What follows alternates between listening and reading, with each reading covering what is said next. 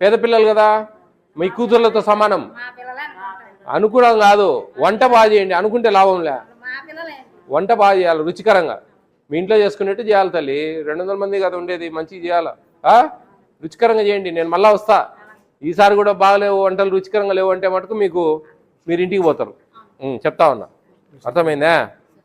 Egg fried rice ఆ రోజు eggs ఉండవు. ఆ ఎగ్స్ పిల్లలు ఎంతమంది ఉన్నారో అన్ని ఎగ్స్ కొట్టి, కొంచెం మేము ఉప్మా పిండి బదులు బియ్యం మనకు దాదాపు ఫ్రీగా వస్తున్నాయి ఆల్మోస్ట్ ఆల్. అప్పుడు ఆ ఎగ్స్ వేసి మేము ఎక్స్ట్రాగా అడిగేది ఏంటంటే కొన్ని ఆనియన్సే.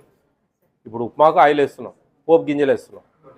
ఉప్మా పిండి బదులు ఆనియన్స్, కొంచెం ఆయిల్ కొద్దిగా ఎక్కువ పడుతుంది.